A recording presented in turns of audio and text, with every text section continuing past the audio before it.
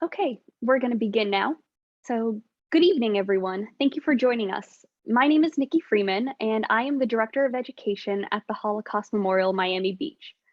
On behalf of the Holocaust Memorial and the Zachor Society, I am pleased to welcome you all to the fourth session of our ongoing series, Exploring Contemporary Antisemitism. This evening, we will explore antisemitism in Western Europe with Dr. Gilbert Kahn and Dr. Michael Berenbaum. In recent years, Western Europe has seen an alarming rise in anti-Jewish violence and anti-Semitic incidences.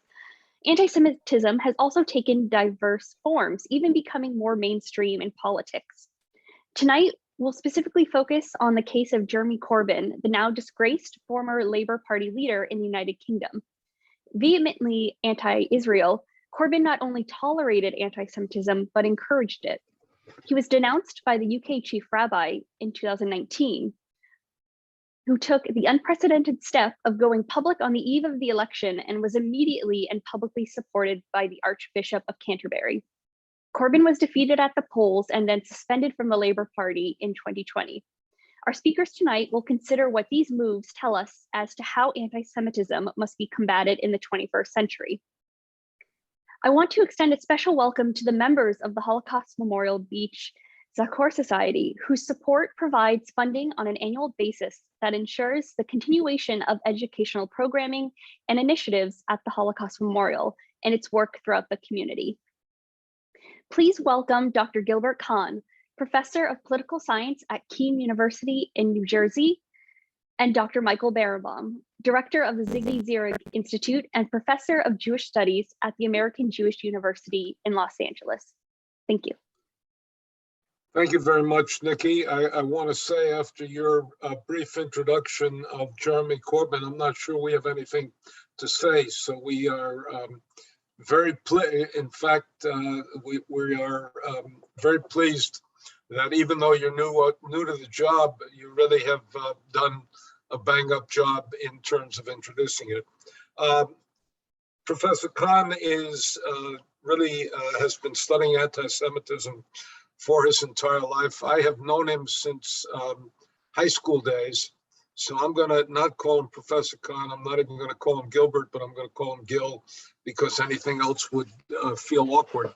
So let's begin, Gil, and since Nikki raised Jeremy Corbyn, talk a little bit about what was unique about Jeremy Corbyn's role and what's unique about what happened in the aftermath of Jeremy Corbyn, and what other signs in London are there of some changes in the air with regard to anti-Semitism? Thank you. I also will. All in 30 seconds or less, Gil. I want to underscore the personal relationship which we have, and I also will defer from the more formal title. I also want to take this opportunity to thank the Miami Federation and the Holocaust Memorial Foundation down in Florida for having arranged this series. My understanding is that it's been quite a remarkable series already, and I hope that tonight's program will fit into that. As you also pointed out, when Nikki introduced it, I mean, we could have closed the chapter and go to the next page. I mean, that's sort of setting forth exactly where what the Corbyn phenomenon, if you want, came about and where we are today. But let's try to perhaps broaden the discussion and then narrow it at the same time. Let me begin with the ugly part. According to the Community Security Trust in Britain, which is more important than ADL in terms of anti-Semitism, it does much more jobs because in England they don't have as many communal organizations. But according to CST, in their last report for 2021, they showed 2,255 anti-Jewish hate incidents, the highest annual report number they've reported, 34% increase over 2020. Now, you have to take into account lockdown and numbers for 2020 in fairness. but nevertheless, CST found the jump significant, as we in America have found the jump in anti-Semitic events dramatic as well over the last couple of years. One other comment about CST, because we'll get to it later. They are the defense organization for Anglo Jewry. They are in charge of protecting institutions, synagogues. They also work directly with all the constabulary institutions in Britain, trying to highlight and underscore and alert them to anti-Semitic events that occur. And they do an incredibly good job. They have grown since the early 1980s to becoming the paramount and primary instrument in Britain that people turn to for reliable and accurate information. There's also one other fascinating, just aside here.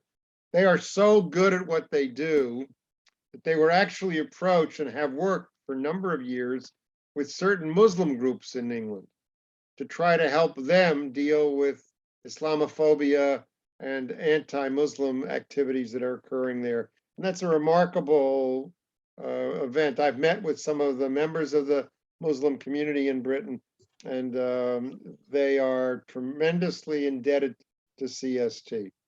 Now, Corbyn comes out of the Labour Party itself has a long history of being very much on the left in certain periods, and very associated with both socialist and communist directions on the one hand, and then more moderate, and we'll talk about, I'm sure later, the new labor movement of Tony Blair and what that brought to. But Corbyn came in and sort of upset the apple cart in terms of relationships to the Jewish community.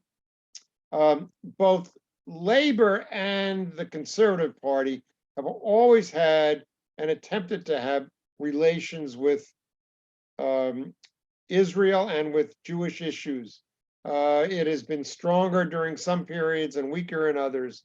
But since the 1990s, really, there's been a very real effort to create a relationship between those groups.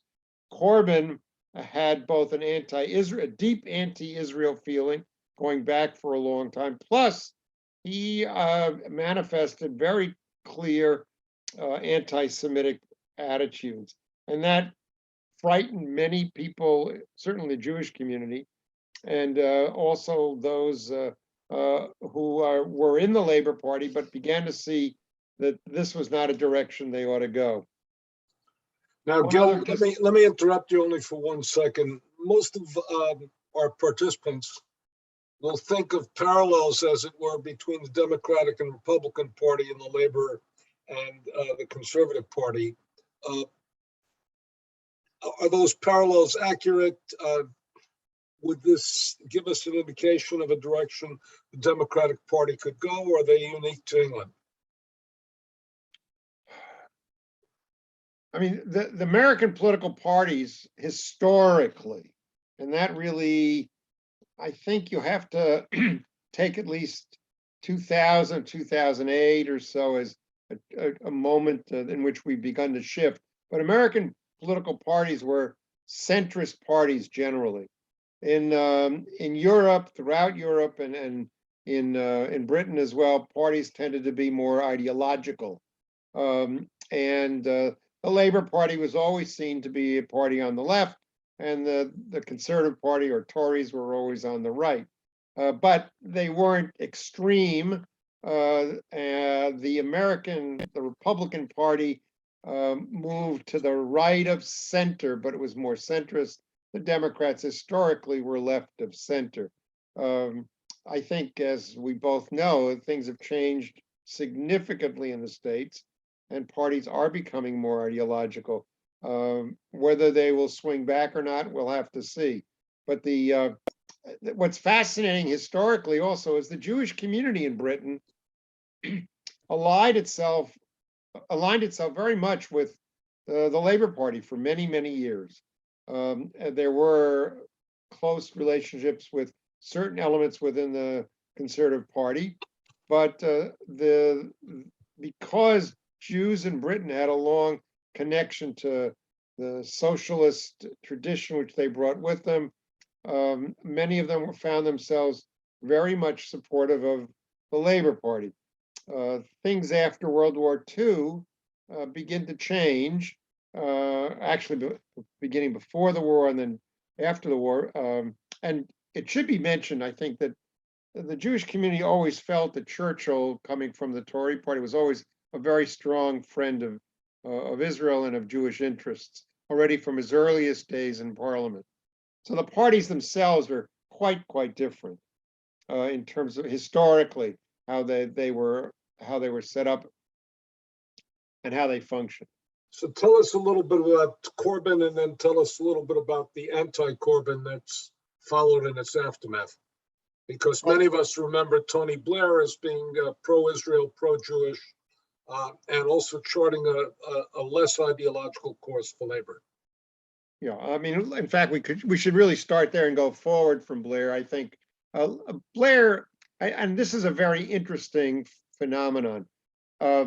Blair made friends with Jews when he was in university, and there is something called the National Union of Students, which is a national organization of students of all kinds in Britain. And on the other side, Britain has always had a group of Jewish students, the Jewish Student Union, which developed to sort of give Jews a way to identify what they did during the late 80s.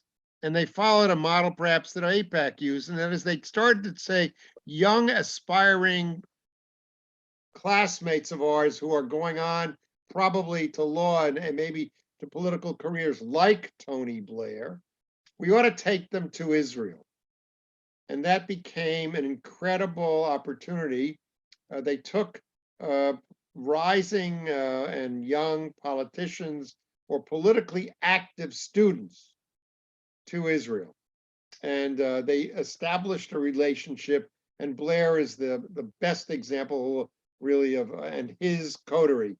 He became very close to lots of Jews. Now, what happens is the breakup of Tony Blair's government, eventually bringing in the Tory party, creates a vacuum for leadership in the Labour Party. And into that comes Jeremy Corbyn. And it also ties up with economic conditions that were detrimental to the larger British community. And the attraction that he presented was he was going back to the old message of the Labour Party. And I think as a result of which, Corbyn becomes, in economic terms and social terms in Britain, the answer that they were looking for in Labour. Then, of course, emerges a foreign policy direction, which is very much geared towards anti-Israel and also becoming a subscriber to the BDS movement. And he develops a notion that he could draw a distinction between BDS on the one hand and anti-Semitism on the other. That's largely a false distinction, but he tried to perpetuate that and keep his party on track. I think what happened is that because of the shellacking that his party took after the Brexit votes, Corbyn obviously went into disfavor, and Keir Starmer slowly began to resurrect the Labour Party and try to bring it back. And I think they're trying to maintain the marginalization of Corbyn and his faction. It's not so simple because Corbyn still has strong support within the Labour Party. But Starmer himself is moving the party very much in a more traditional direction, certainly with respect to Jews, because he wants to bring the Jewish vote back he knows that while there may be less than 300,000 Jews in Britain, they can and represent a block of votes that he would like to go back and tap. Now let's pick up Nikki's point for a moment, just so we're not regarded as pikers. What was the role of the chief rabbi on the eve of the election? And to my mind, one of the very important things was he was backed immediately by the Archbishop of Canterbury, which Yeah, I mean, Chief Rabbi Mervis entered the discussion at the election in a way that certainly rabbis in England didn't publicly do. And he accepted the mantle of moral leadership from Chief Rabbi Sachs of blessed memory, who was very much seen in England as the voice of morality for the entire British population. And we should let's underscore that for 1 second. Rabbi Sachs, and I always get a kick. The one title that a rabbi should not get is Lord. But so we'll, with all due respect to his lordship, we'll call him Rabbi Sachs at this. Rabbi Sachs really became the moral spokesman for religion in England. In one sense, overshadowing even the Archbishop of Canterbury on that. Very much so. He used to have Torah classes, both with Tony Blair and Gordon Brown. It has been said that the Queen herself had great respect for Sachs as a moral leader. It also coincided, as you mentioned, with a period in which the Archbishop of Canterbury was not exactly viewed as a particularly significant religious personality. For the we may have said impolitely he was charisma challenged, which Sachs certainly was not. But going back, I think what was remarkable about Mervis was that he took a very courageous public posture. And it is to his great credit, by the way, and it also fits into other things that Mervis has done, where I think in a certain sense, Rabbi Sachs didn't do, and that is he moves out into what are the Jewish issues with and the conflicting concerns of the Jewish community without with great, I think, consideration, but recognizing the need to do that. It was said, for example, and this is not to his detriment, but I think it's factually accurate, that Rabbi Sachs was a tremendous bridge between Jews and the non-Jewish world in Britain, but wasn't as successful among various segments of the Jewish community. And I think Mervis has attempted to try to make that bridge stronger among Jews in Britain. Yeah, there was an example of that. One of the most exciting Jewish learning opportunities in Britain is Limud.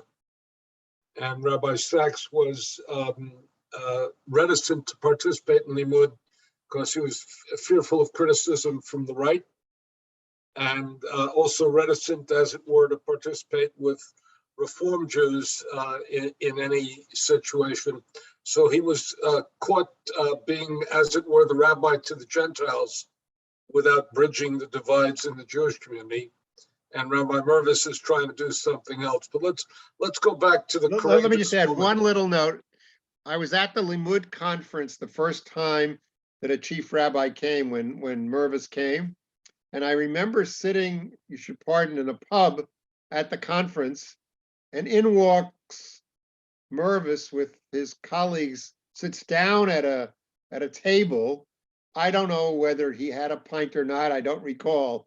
But I do know that he sat there and people just went up to him to talk to him. And he reached out in a way that Rabbi Sachs would not have done in that kind of a very, very mixed environment. And it was it struck me as a remarkable statement about, this was very early after he had just become chief rabbi. I'm sorry, go ahead. So let's go back to the moment. The rabbi speaks out, the Archbishop of Canterbury backs him. Tremendous defeat for Jeremy Corbyn and the Labour Party. And what then happens in the Labour Party? So then Labour has to then question itself, because at the end of the day, Labour is still interested in governing. They're not interested in the personalities necessarily of those who govern.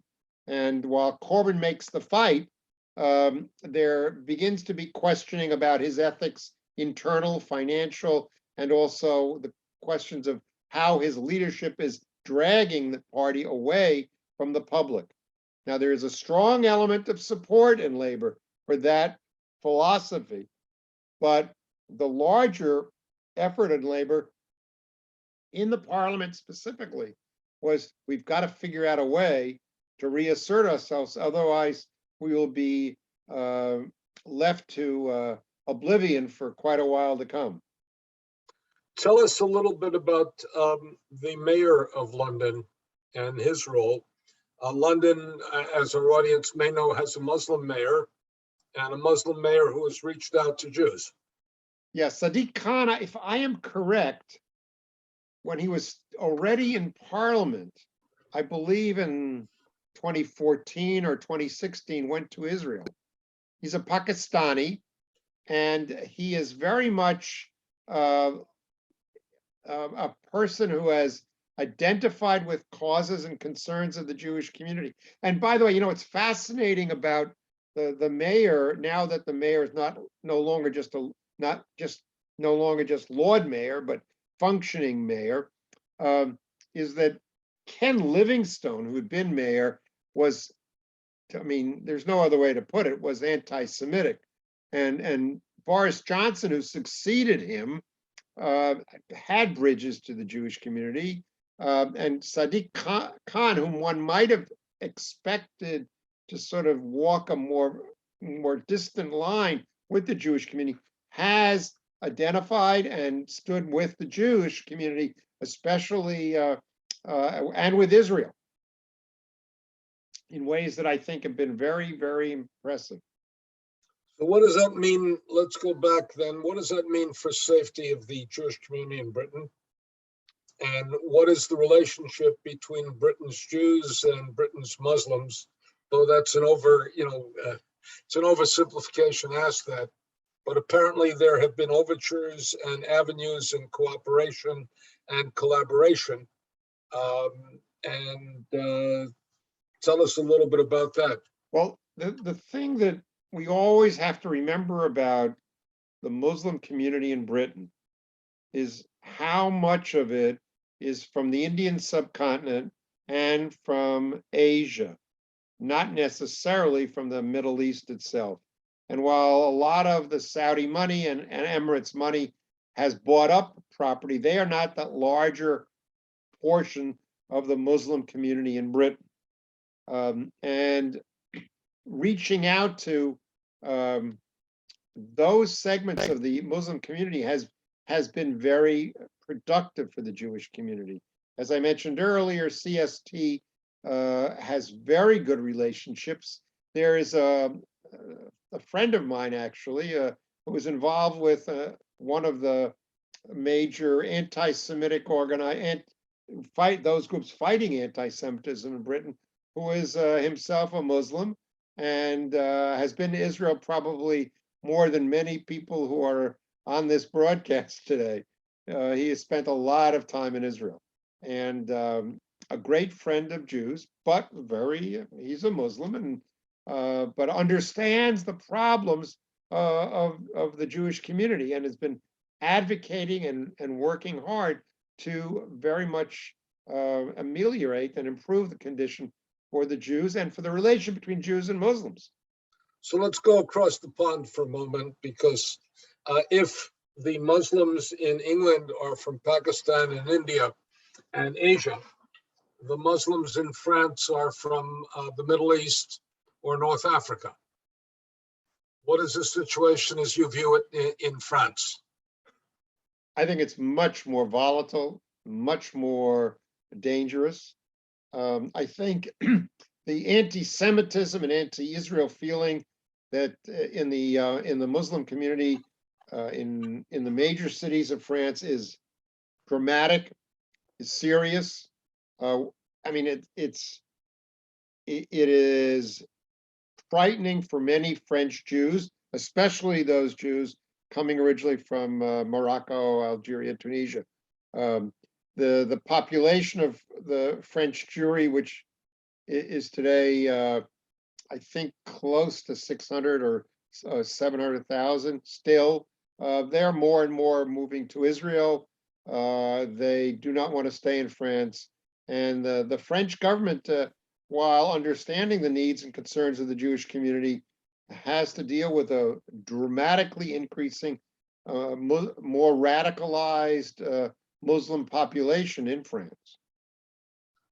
I've done in my work, I've always distinguished in France of anti-Semitism in France and anti-Semitism of France, meaning that if the Muslim community became acculturated to French values, they would develop an understanding that Jews, Muslims, Catholics, and secularists coexist in the public sphere and the economic, social spheres of France.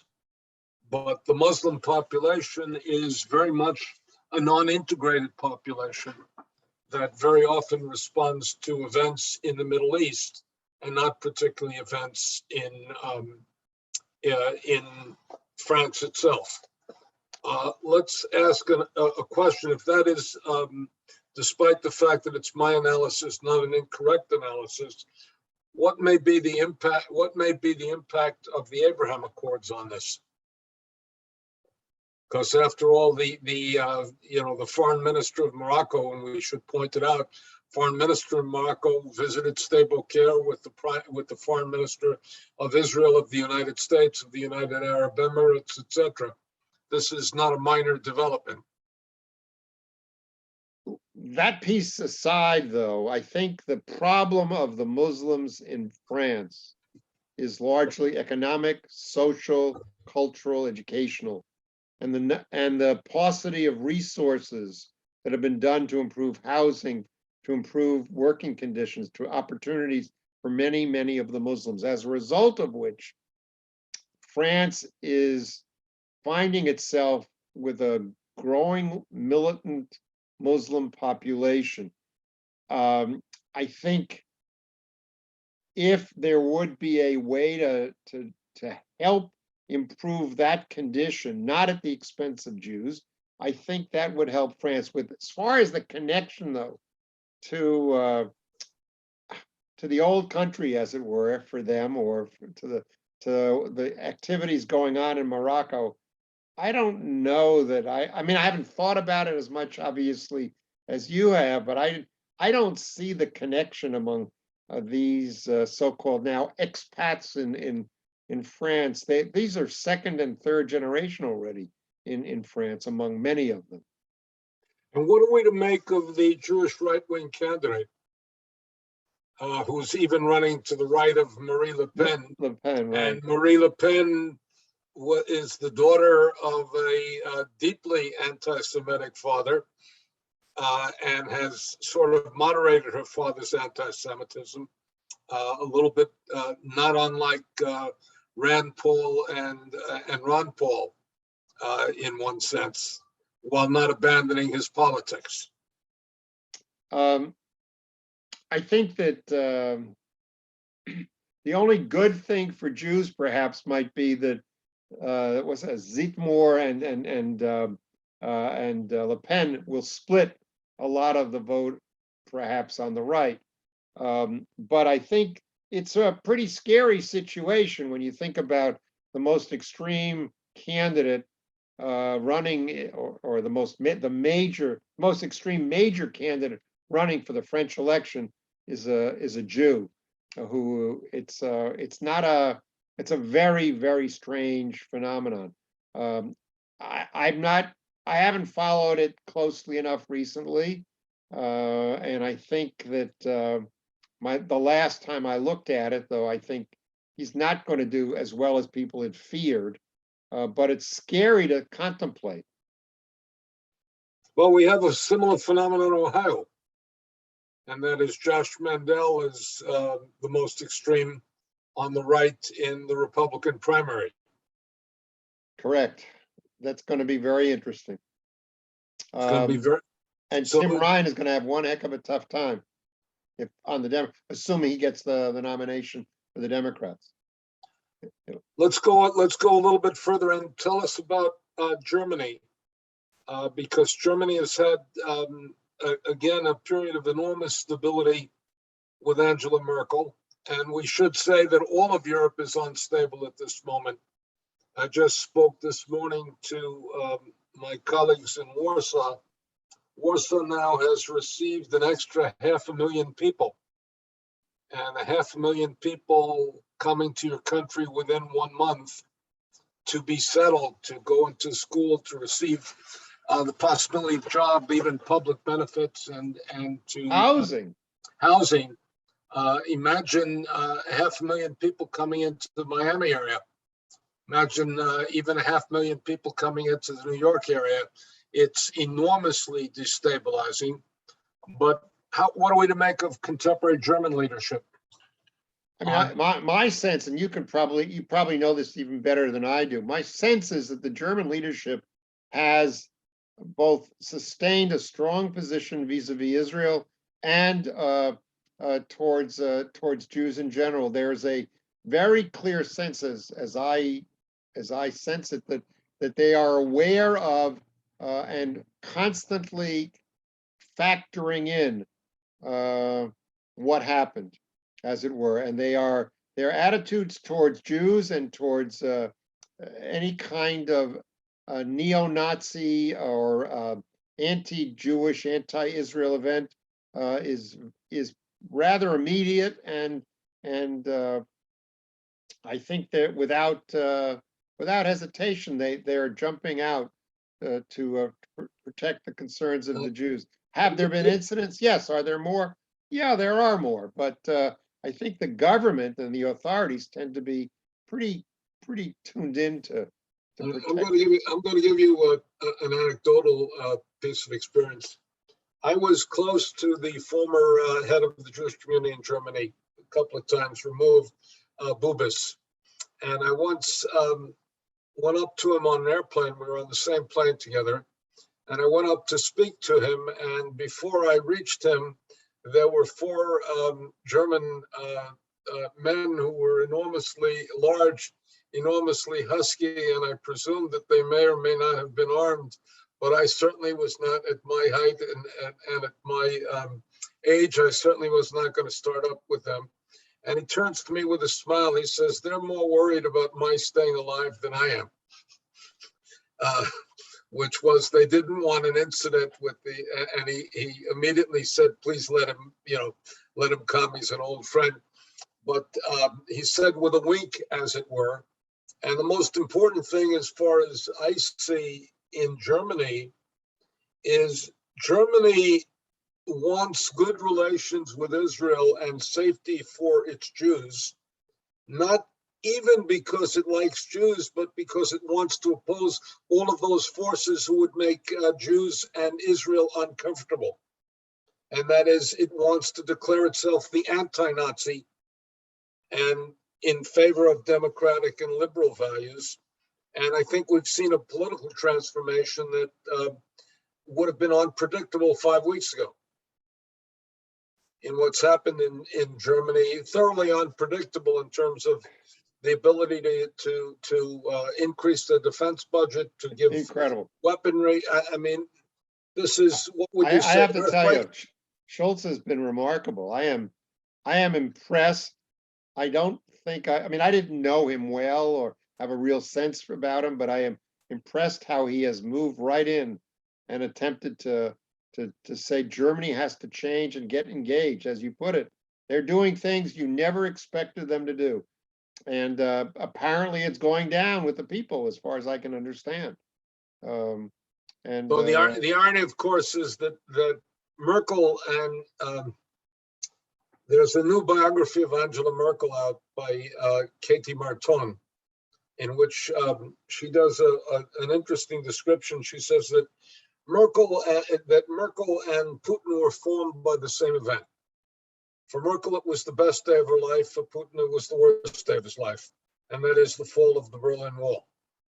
And that Putin and Merkel speak German fluently, and she speaks Russian fluently, so that they always worked without translators and would switch freely between German and Russian. And the point that Katie Marton said, and she got Merkel on the record, which was astounding. She said, I know he's lying. He knows he's lying. He knows that I know he's lying. And that's how the conversation begins, which is quite Telling. Quite interesting. And if she were not overshadowing him at this point, she would have been the most interesting interlocutor to Putin because of the nature of their adversarial but respectful relationship. Let's touch on what you think is happening in Eastern Europe so that we cover the map. And I want to say, and I'm going to ask you this because one of the participants in this program, in these programs last week answered, what's the comparison between Putin and Hitler? And we were joking before that if you begin to compare Putin and Hitler, you're going to say nice things about Putin, which is not our intention, but we have to tell us the distinction as you see it between Putin and Hitler and where we're going with that as well. Wow. And 30 seconds or less, Gil. Well, I mean, look, I think the Putin is a narcissist. He's a person who is concerned about self-perpetuation of himself. I don't think he views the Staat, as it were, as important. I don't think he views the individual government or those around him. He has a view of Mother Russia, which he'd like to recreate, but I don't think he has the image of what he wants to do as in the same manner that Hitler had. On the other hand, I think that Putin is certainly from the Jewish perspective.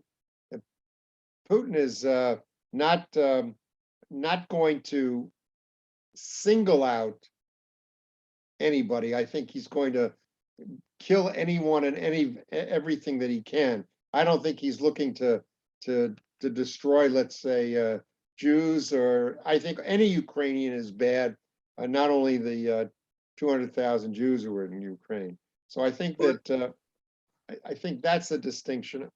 I don't know. I mean, I think the other variable, which everyone has talked about, of course, and that it's scary to consider what Hitler might have done with a nuclear weapon. And that perhaps is this one unknown that we all talk about. We do know what they tried to do, or they were able to do with chemical and gas, but what they might have done with nuclear weapons. Well, I don't even know if I want to go there. I had a guest for Shabbat dinner by the name of Viva Kempner, who did the film on Mo Berg. Mo Berg was the baseball player who became a member of the OSS, and he was authorized. He was a brilliant man who understood apparently the makings of the atomic bomb, and was authorized to attend scientific conferences in Europe, and essentially licensed to kill if he thought that Germany was on the verge of the atomic bomb. And he had a one-on-one with Heisenberg on a private street, and understood that they weren't close to the nuclear bomb. How he understood it, I do not know. but he clearly understood, and he did not take Heisenberg out at that point. But what we say, one of the great dangers to the world in general, not only to the Jews, is that the lesson that everybody's learning from this is that the nuclear weapon really changes the equation dramatically in terms of what people will do against you. Because I can't imagine there are not people in the Pentagon today who say, given the performance of the Russian army, we might as well go in all the way and wipe them up. But You mean they figure that his weapons don't work either? They figure that his non-nuclear weapons don't work, Right. and that's it. Question is comparing Putin. Alan has asked us to compare Putin with Stalin. Let me say one thing on that, and then I'll turn it to Gil. One of the misperceptions that Putin demonstrated is the fury in the Ukraine that is generations deep toward Mother Russia. And that is that Stalin was guilty in the 30s of what is called the Holodomor, which is regarded as a genocide, which is starving the Ukrainians. And Ukraine is the breadbasket of Europe, tremendous fertility to the soil and to the crops. And Stalin was guilty in terms of taking away the equipment to be able, and even the seeds to be able to plant. And you have the death of somewhere between 2 and 5 million people in the 1930s. So the idea that the Ukraine would welcome Russia as a liberator was inconceivable. And we see that as a tremendous danger. Do you want to offer any comparisons between Putin and Stalin? Hard though it might be believed, I suspect that Stalin was even more ruthless. I suspect that he would go to even greater extremes. But the other thing is that unlike Putin, Stalin didn't come out of the KGB, and that is a different mindset as well that you have to sort of factor in. I think that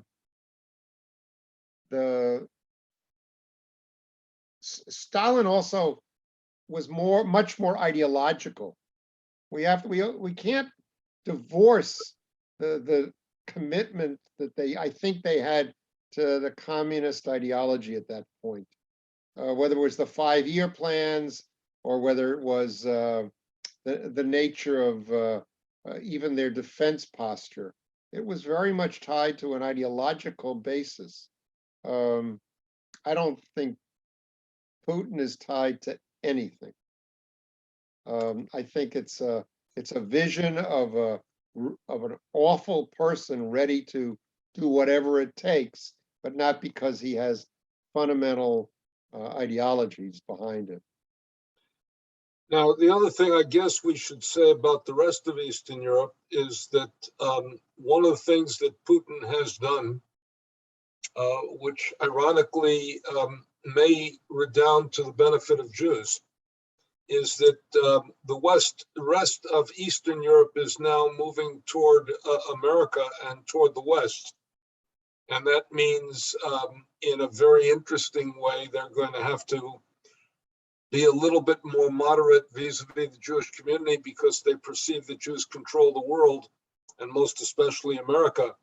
And consequently, they understood that in the 1990s, that in order to get close to America, we have to be a little bit stable with regard to our own Jewish community and with regard to Jewish history. We have a couple of questions that we have. One question is, President of Ukraine has begun to call this genocide. Do we agree? And also, does genocide seem to occur more during wartime, or does wartime shield genocide? I don't, from the latest news that we're getting about what the Russians have been doing, it certainly looks that way to me. I mean, they just seem to be this carpet bombing and blowing up indiscriminately and killing civilians, assuming that all of this reporting that's coming out now is accurate, certainly suggests very much a a genocide, but it's not identifying one segment of the population. It's identifying all Ukrainians. Remember, one of the weaknesses of the Genocide Convention is targeting individuals because of their ethnicity, nationality, religion, etc., in whole or in part. And there clearly is a targeting of the civilian population. That's radically different than the Holocaust. Right. The Holocaust was the total annihilation of the Jewish people, men, women, and children, irregardless of where they were, everywhere. And that's in whole, not in part. So it would, let me say that when you want to call attention to what is happening in history these days, you yell either the N word, which is Nazism, the G word, which is genocide, or the H word, which is Holocaust. And President Zelensky yelled the G word. And by the way, in the 1990s, the State Department was meticulous not to invoke the word genocide because genocide demands a legal response, et cetera, et cetera. Now we have, and I'm going to ask Nikki or Ari if you can unmute him. We have one of the nation's, if not the world's most distinguished demographers of the Jewish community, and that's Ira Sheshkin, who wants to ask a question. And given Ira's prominence and our own collegiality, I've just been writing for him for several months. Given that, I'm not gonna treat him merely as one of the people. So Ira, you have a comment, question, response. Does that mean I get 30 more seconds than Gilgad, or? I'll give you 25. 25. You know, as I was listening to the discussion, vis-a-vis particularly Britain and France, we were talking about relations with Muslims, and we were also talking about what's happening at a political level. So I brought up a recent study completed by the Pew Research Center. For those of you unfamiliar with Pew, I think most people would say they're the gold standard of survey research, okay, in the world probably. And they have here in this report from 2019 some information which is, I think, actually rather encouraging about anti-Semitism in Western Europe. In the UK, for example, when asked if people had a favorable or unfavorable view of Jews, 90% had a favorable view, and only 6% had an unfavorable view. In Germany, it's 86-6. In Sweden, 92-3. In the Netherlands, 92-5. The problem is more, for example, in Greece. I'm only going to kid you. I wonder what the statistics would be vis-a-vis the Jewish community feeling about itself. I was going to ask Ira the question whether, what do they say about Israel, Ira? Oh, we don't, that's not in this. No, report. I know. I mean, yeah, that's a different issue. Yeah. In Greece, it's 51-38. 38% of Greeks have a negative view of Jews. This, by the way, is consistent with the United States, where, yes, we've had a significant increase recently in anti-Semitic incidents. But when asked to use what's called a feeling thermometer, 0 means you really don't like this group, and 100 means you really love this group.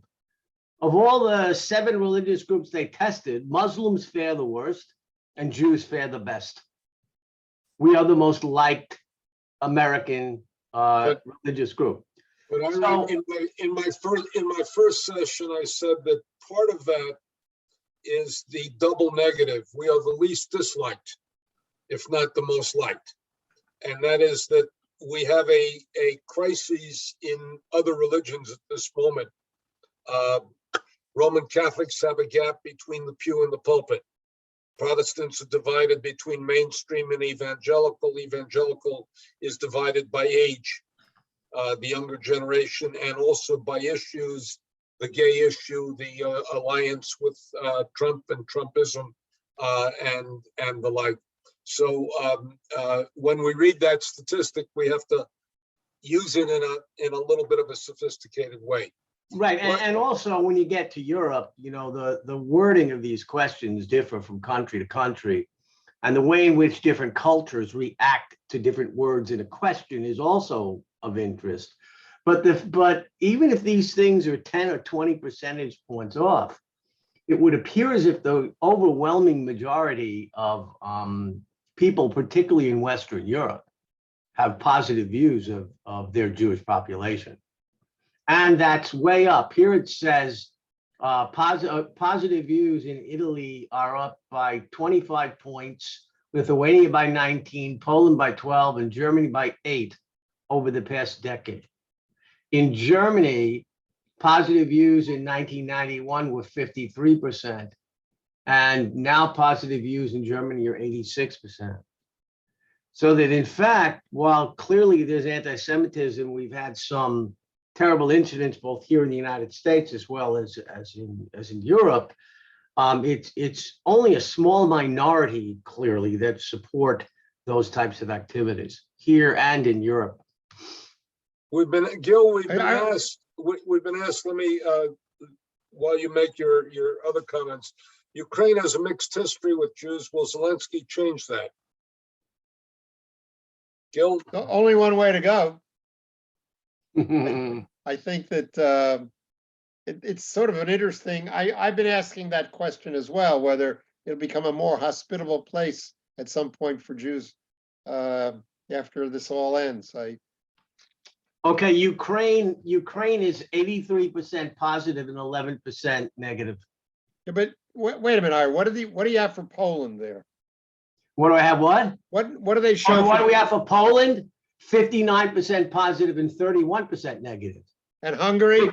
And Hungary is not in this particular. Oh, there it is. 60% positive and 18% negative. Yeah, but so let's also I worry about the sample or the time. I think things have gone downhill.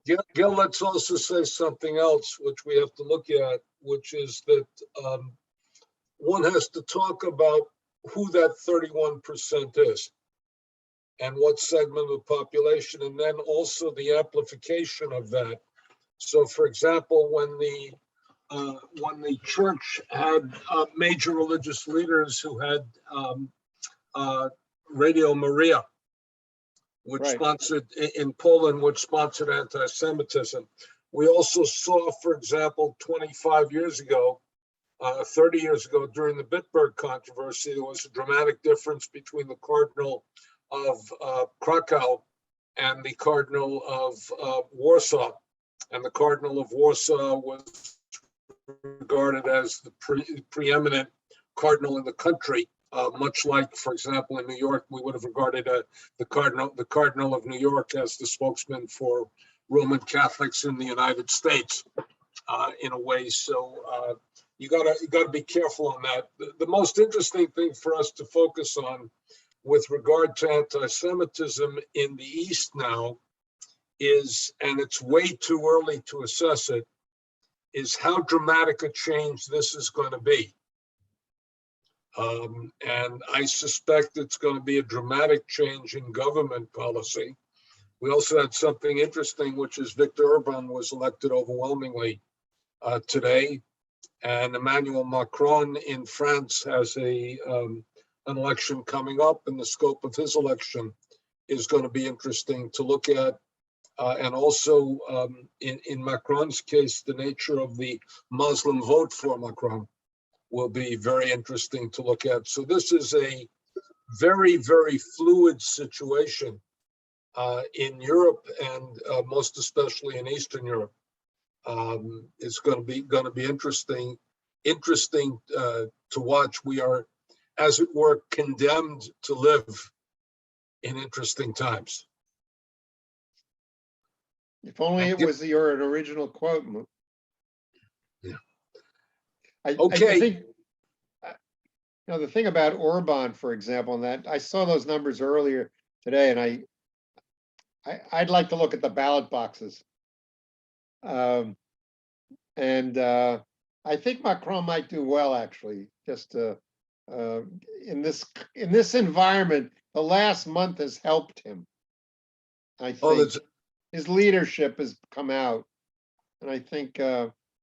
I mean, I don't think he'll avoid the runoff, but I think he should. Well, let's also say the last month has helped all political leaders in their domestic constituencies.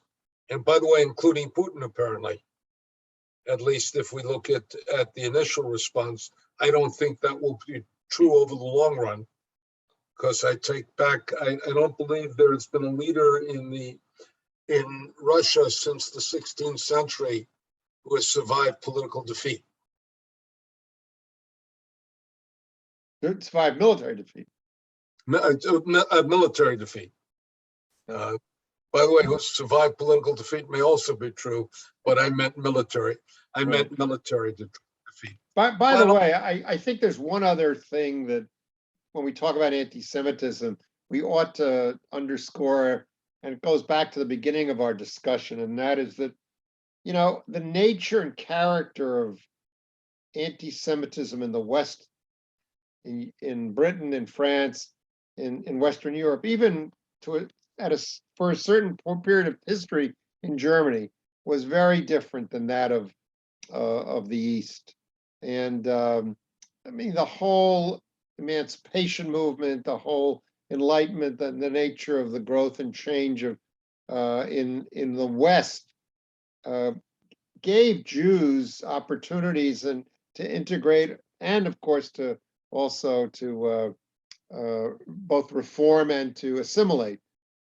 In Eastern and Central and Eastern Europe, of course, Jews were just getting beaten up physically, which was much less the case in the West.